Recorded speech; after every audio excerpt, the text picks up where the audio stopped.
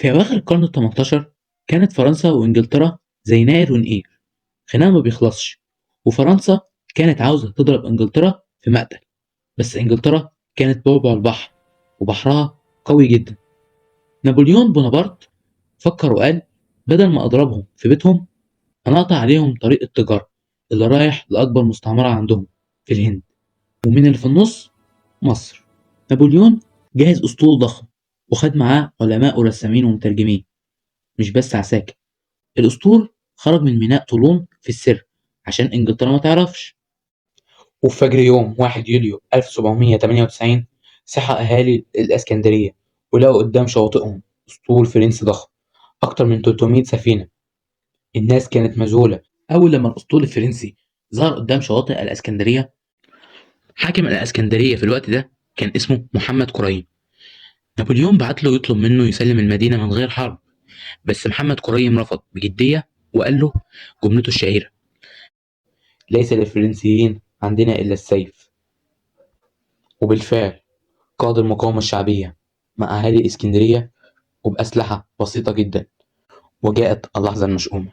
نابليون نزل وقواته في منطقة اسمها العجمي بالليل وبدأ يتحرك ناحية أسوار الإسكندرية. رغم إن المقاومة كانت شرسة والشعب كان بيرمي عليهم طوب ومياه مغلية من فوق البيوت، بس المدافع الفرنسية قدرت تكسر الأسوار وتقتحم المدينة. بعد ساعات قليلة من القتال المدينة وقعت في إيد نابليون يوم 2 يوليو عام 1798. المواطنين حاربوا بالحجارة وبالسلاح البسيط، والراجل ده فضل يقاوم لحد ما قبضوا عليه.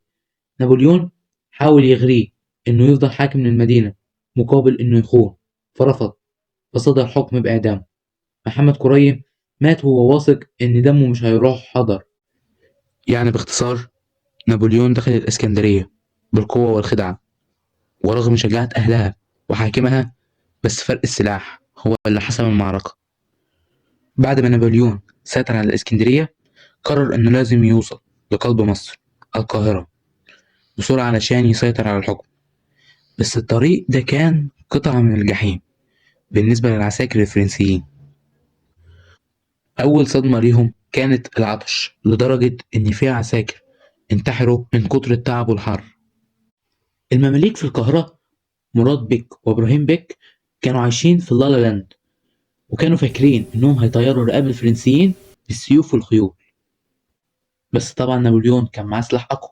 عند محافظة البحيرة في بلد اسمها شبرخيت قابلوا أول جيش للمماليك بقيادة مراد بيك، ودي بالمناسبة كانت أول معركهم مع المماليك، كانت أول ألم للمماليك، وبعدها خسروا وتراجعوا. تاني معركة كانت معركة إمبابة أو معركة الأهرام. هنا كانت الصدمة الكبيرة. نابليون نظم جيشه على شكل مربعات، والمماليك بفرسانهم هاجموا، فكانت النتيجة مجزرة. مراد بيك هرب للصعيد، وإبراهيم بيك هرب للشام، ونابليون دخل القاهرة.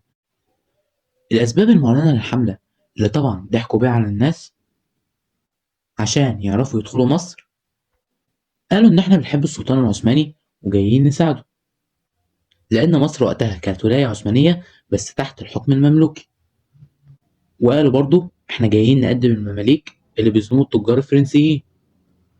بس الأسباب الحقيقية للحملة هي: 1. قطع طريق إنجلترا للهند. 2. تأسيس إمبراطورية فرنسية في الشرق تكون مصر هي القلب بتاعها. وأثناء ما كان نابليون بيحتفل بدخول القاهرة جاله خبر سيء، والخبر كان إن الأسطول الإنجليزي بقيادة نيلسون لقى الأسطول الفرنسي في خليج أبو قير في الإسكندرية ودمره. جيش نابليون اتحبس جوه مصر، لا عارف يرجع فرنسا ولا عارف يجيله إمدادات من بره، وبقت مصر سجن كبير لنابليون. طبعا إن المصريين ما بيحبوش حد يتحكم فيهم، وخصوصا لما الفرنسيين بدأوا يفرضوا ضرائب ويهدموا بيوت ومساجد.